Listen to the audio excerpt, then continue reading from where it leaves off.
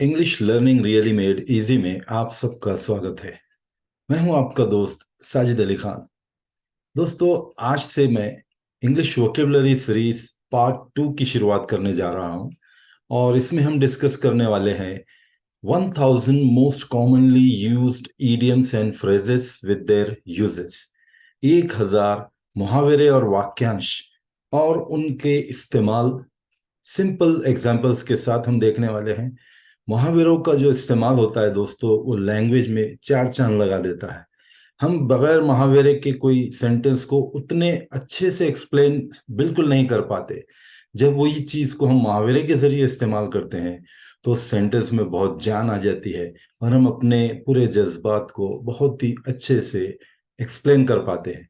तो आइए देखते हैं इसमें first video of vocabulary series part 2।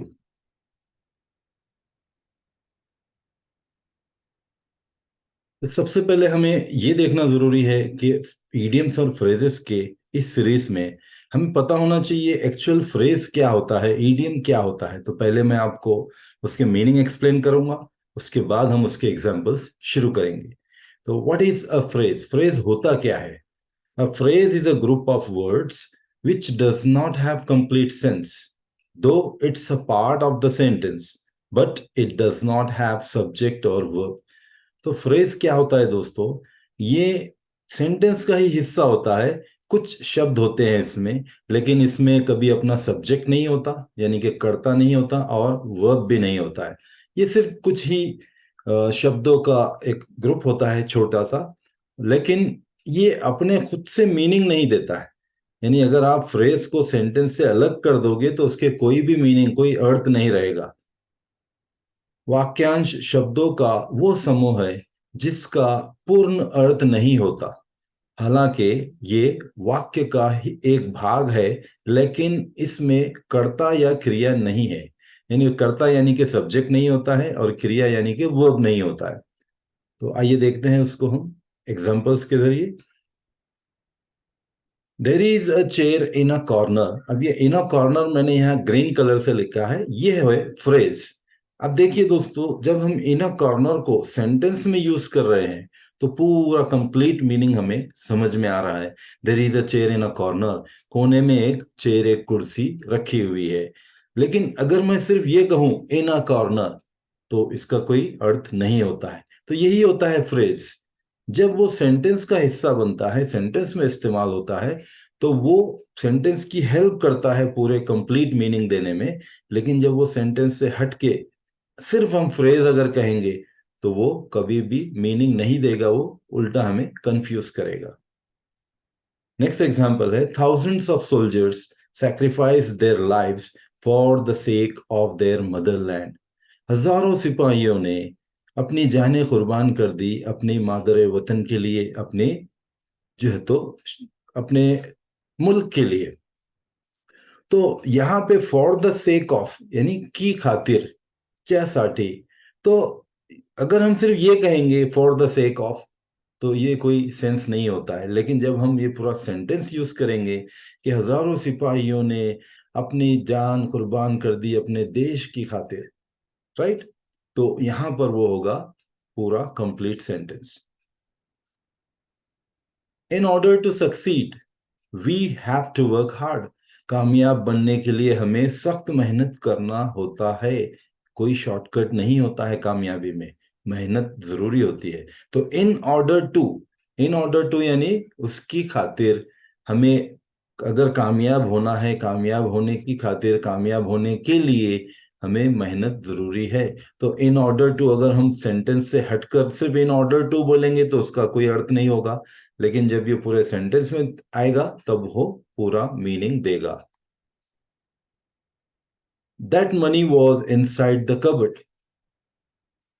तो यहां पर भी इनसाइड द कबर्ड अगर हम अलग से देखेंगे तो कोई मीनिंग नहीं होगा, लेकिन जब सेंटेंस में यूज करेंगे तो उसका कंप्लीट मीनिंग होगा। नेक्स्ट एग्जांपल है, the man with black jacket is my brother. वो आदमी जो ब्लैक जैकेट में खड़ा है वो मेरा भाई है। तो विथ ब्लैक जैकेट अगर हम सिर्फ इतना ही कहेंगे किसी से, विथ ब्लैक जैकेट, कोई मीनिंग हो रहा है? कोई मीनिंग नहीं होता है। तो फ्रेज का यही है कि अगर उसको सेंटेंस से अलग कर दिया जाए तो वो सेंसलेस हो जाता है, उसमें कोई सेंस बाकी नहीं रहता है। और अगर फ्रेज को सेंटेंस से हटा दे तो सेंटेंस भी इनकम्प्लीट हो जाता है। ये भी याद रखिए, बगैर फ्रेज के सेंटेंस भी कंप्लीट नहीं होता है, और बगैर सेंटेंस के फ्रेज भी कंप्लीट नहीं होता है। तो सेंटेंस में अगर हमें बहुत अच्छे से एक्सप्लेन करना है किसी बात को, तो हम वहाँ फ्रेज और ईडियम्स का यूज करते हैं।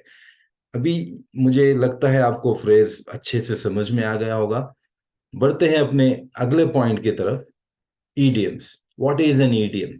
अब ईडियम क्या होता है? Idioms are phrases which cannot be understood simply by looking at the meaning of the individual words in the phrase. Idioms वो होते हैं, ये भी फ्रेज यानी कि कुछ ही शब्दों का समूह, क्या कहते हैं, ग्रुप होता है, जो इंडिविजुअल मीनिंग नहीं देते। सिंपली हम जब उसको देखेंगे एज ए सेंटेंस का हिस्से को, तो वो अपने खुद से मीनिंग पूरा नहीं देंगे। Since words do not give their literal meaning here, idioms are very interesting to use in any sentence. यहाँ पर idioms में जो शब्द होते हैं वो अपने असली मीनिंग नहीं देते। ये बड़ा कमाल का यूज है दोस्तों। ईडियम्स में जब भी हम देखेंगे किसी भी ईडियम को, जैसे there is a rain of cats and dog, तो कैट्स एंड डॉग की बारिश हो रही है, तो इसका मतलब लिटरली ये नहीं है कि आसमान से कुत्ते और बिल्लियां बरस रहे, ये तो लिटरल मीनिंग हो गया। तो कभी भी ईडियम्स में जो शब्द यूज होते हैं वो अपने असली मीनिंग में नहीं होते हैं, वो एक इशारतन होता है, उसमें एक जस्ट साइन होता है कि कुछ तो भी हम बात को बढ़ा चढ़ाकर अच्छे से एक्सप्लेन करने के लिए ईडियम का इस्तेमाल करते हैं। मुहावरे, जिसे हिंदी में मुहावरे कहते हैं मीडियम्स को। मुहावरे ऐसे वाक्यांश है जिन्हें केवल वाक्यांश में अलग अलग शब्दों के अर्थ को देखकर नहीं समझा जा सकता। यानी अगर हम एक एक वर्ड को अगर निकाल के देखेंगे तो उससे हमें ये नहीं पता चलेगा कि इस फ्रेज का या इस ईडियम का ये मीनिंग है। क्यों नहीं पता चलेगा? क्योंकि यहाँ शब्द अपना शाब्दिक अर्थ नहीं देते, यानी शब्द अपने ओरिजिनल मीनिंग नहीं देते यहाँ पर। इसलिए मुहावरों का किसी भी वाक्य में प्रयोग बहुत रोचक होता है। इसीलिए जब हम किसी सेंटेंस में ईडियम्स का यूज करते हैं, बहुत ही रोचक यानी इंटरेस्टिंग होता है, बहुत ही, यानी सुनने वाले को भी अच्छा लगता है और बोलने वाला भी उसमें गर्व महसूस करता है कि मुझे इंग्लिश अच्छे से आती है, मैं उसमें ईडियम्स यूज कर सकता हूँ। ये आपका कॉन्फिडेंस बढ़ाता है। आइए देखते हैं कुछ एग्जाम्पल्स के जरिए। I watch film once in a blue moon. Once in a blue moon, देखिए यहाँ ग्रीन कलर में मैंने लिया है, तो ये है idiom, once in a blue moon. इसका मतलब होता है रेयर अक्यूरेंस, यानी ऐसी चीज जो कभी कभार होती है। जैसे हम हिंदी में कहते हैं मैं कभी कभार फिल्म देखता हूँ, यानी हर हफ्ते नहीं देखता, हर महीने नहीं देखता हूँ, कभी कभार देख लेता हूँ। तो जो भी काम हम कभी कभार करते हैं, यानी रेगुलर नहीं करते, रेयरली हम करते हैं, उसके लिए हम इंग्लिश में फ्रेज यूज करते हैं, सॉरी ईडियम यूज करते हैं, once in a blue moon. हमारा नेक्स्ट एग्जाम्पल है, we must go the extra mile to succeed in life. तो गो द एक्स्ट्रा माइल का मतलब होता है मेकिंग एन एक्स्ट्रा एफर्ट। जिंदगी में कामयाब होने के लिए हमें एक्स्ट्रा मेहनत करनी जरूरी है। ऐसा नहीं कि घड़ी देखकर काम किया, जॉब पर गए या बिजनेस भी कर रहे हैं, शॉप भी है, जो भी हम कर रहे हैं किसी भी फील्ड में, तो कभी भी ऐसा नहीं होगा कि हम बस टाइम टू टाइम नहीं। अगर हमें कोई कस्टमर है या हम अगर डॉक्टर है, हमारा पेशेंट है, वहां हमें वॉच नहीं देखनी चाहिए। क्यों? We have to go extra mile, वहां हमें इंसानियत को देखना चाहिए। तो ये क्या होता है दोस्तों, जब भी कोई बंदा एक्स्ट्रा माइल जाएगा, यानी कि अपने एक्स्ट्रा एफर्ट लेगा किसी भी फील्ड में, तो वो क्या होगा? वो कामयाब होगा और उससे दुनिया को भी फायदा पहुंचेगा। नेक्स्ट एग्जाम्पल है, don't start your studies at the 11th hour. At the 11th hour का मतलब होता है एट द लास्ट मोमेंट। ये बहुत बुरी बात है। बहुत से बच्चे साल में, बहुत से ऐसे होते हैं जो साल में इतना, मतलब दिल से स्टडी नहीं होती है, लेकिन जैसी एग्जाम की डेट डिक्लेयर होती है तो वो बहुत ही बिल्कुल स्टडीज हो जाता है उनका नेचर। तो इस तरह के लोगों के लिए कहते हैं एट द 11th आवर, यानी कि लास्ट मोमेंट पे, आखिरी वक्त में जागना नींद से। तो ऐसा नहीं करना चाहिए। किसी भी काम को हमें शुरू से प्लानिंग के साथ करनी चाहिए, तो हम उसमें अच्छे से कामयाब हो सकते हैं। नेक्स्ट एग्जाम्पल है, if you spill the beans in the beginning only, then no one will listen your story.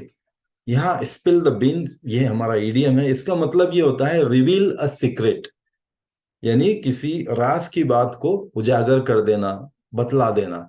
तो हम देखते हैं जो डिटेक्टिव नॉवेल्स होते हैं, जो राइटर्स लिखते हैं डिटेक्टिव नॉवेल्स, वो हमेशा एक सस्पेंस को क्रिएट करके आगे आगे चलते रहते हैं। हर चैप्टर्स में कुछ ना कुछ नया सस्पेंस होता है और वो लास्ट तक, क्लाइमेक्स तक वो सस्पेंस हम ले जाते हैं। तो इसमें क्या होता है दोस्तों, स्पिल द बीन, यानी अगर आप शुरू से ही वो बतला दोगे तो स्टोरी में वो दम नहीं रहेगा, यानी कि वो बात फिर आगे जाके लोगों के लिए रोमांचक कुछ बचा ही नहीं स्टोरी में, तो फिर वो पढ़ना नहीं चाहेंगे। इसलिए यहाँ हमारा जो इडियम है स्पिल द बीन्स।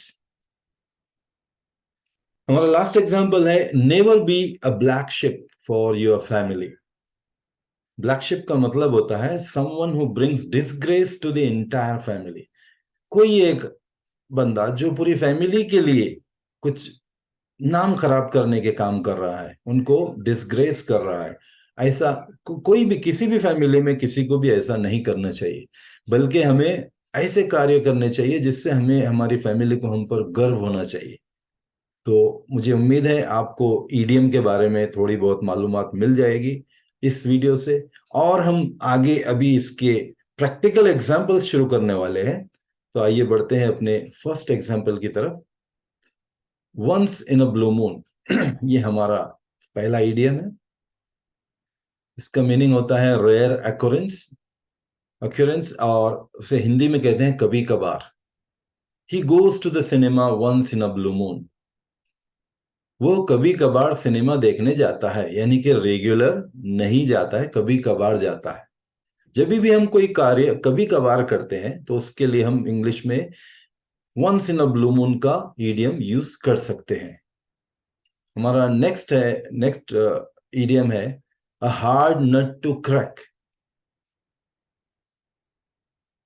इसका मीनिंग होता है अ डिफिकल्ट प्रॉब्लम या गंभीर समस्या। बात दफे होती है कुछ लोगों को किसी चीज में कोई गंभीर समस्या होती है, तो हम उसको अगर बड़ा चढ़ा के इंग्लिश में हमें बोलना है तो हम कहेंगे it's a hard nut to crack. This grammar question is a hard nut to crack. व्याकरण के इस प्रश्न को हल करना कठिन है। हार्ड नट टू क्रैक का मतलब कि मुश्किल काम है, डिफिकल्ट प्रॉब्लम है सॉल्व करना। बात दफे होता है अगर हमें जो अपने ग्रामर के बेसिक कॉन्सेप्ट अगर पता ना हो तो कोई कोई क्वेश्चन हमें बहुत ही मुश्किल में डालता है। हमारा नेक्स्ट एग्जांपल है अ थॉर्न इन द फ्लैश। इसका मीनिंग होता है a constant source of annoyance, काम में हमेशा होने वाली बाधा। बाधा यानी अड़चन। कोई होता है, कोई आदमी हमें हमारे काम में अड़चन क्रिएट करता है, या कोई चीज होती है, तो इस तरह के चीजों के लिए हम अ थॉर्न इन द फ्लैश का वर्ड, सॉरी, इडियम यूज करते हैं। My elder brother is such a thorn in my side. He always wants to play with me, especially when I want to hang out with my friends. मेरा बड़ा भाई मेरे लिए एक कांटा है। एक्चुअली हिंदी में हम ऐसे नहीं बोलते हैं, यानी वो हमेशा मेरे लिए अड़चने पैदा करता है, वो मेरे लिए प्रॉब्लम क्रिएट करता है। वो हमेशा मेरे साथ खेलना चाहता है, खासकर जब मैं अपने दोस्तों के साथ घूमना चाहता हूँ। बाज़ दफे होता है बच्चों में कुछ कुछ सिचुएशन में ऐसे क्लैश आते हैं कि एक बच्चा अपने दोस्तों के साथ खेलना चाह रहा है लेकिन दूसरा उसका ही सिबलिंग कह रहा है कि मेरे साथ खेलो। तो ऐसी सिचुएशन अक्सर फैमिलीज में होती है। तो वहां पर ये वर्ड क्या यूज कर रहा है, is a thorn in my side, यानी मेरे लिए एक प्रॉब्लम है, मेरे रास्ते में बाधा है। हमारा नेक्स्ट वर्ड है an acid test. An acid test का मीनिंग होता है अ क्रिटिकल टेस्ट, अग्नि परीक्षा जिसे कहते हैं, निर्णायक परीक्षा, यानी सख्त इम्तिहान। आप किसी चीज में हो, यानी एज ए यूट्यूबर ऑल्सो ये एक अग्नि परीक्षा है कि आप कितने लोगों को फायदा पहुंचा सकते हो, कितने लोग आपको चाहेंगे, कितने लोग आपको सपोर्ट करेंगे। ये एक अग्नि परीक्षा से कम नहीं है।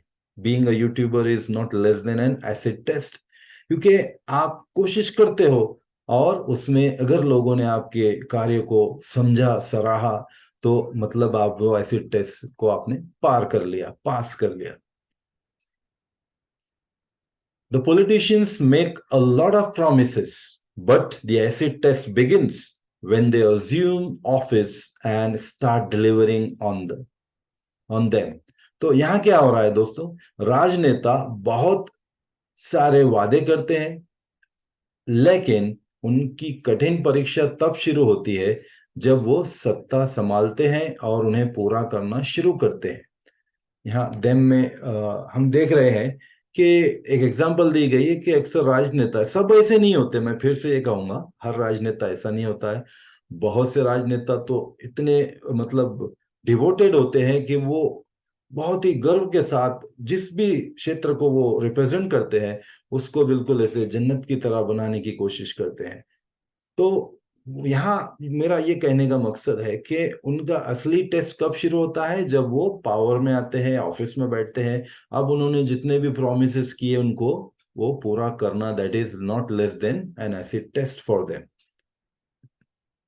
नेक्स्ट एग्जाम्पल है, और ये हमारा लास्ट एग्जाम्पल होगा इस वीडियो में, नहीं तो वीडियो लंबी हो जाएगी। At once bell and call,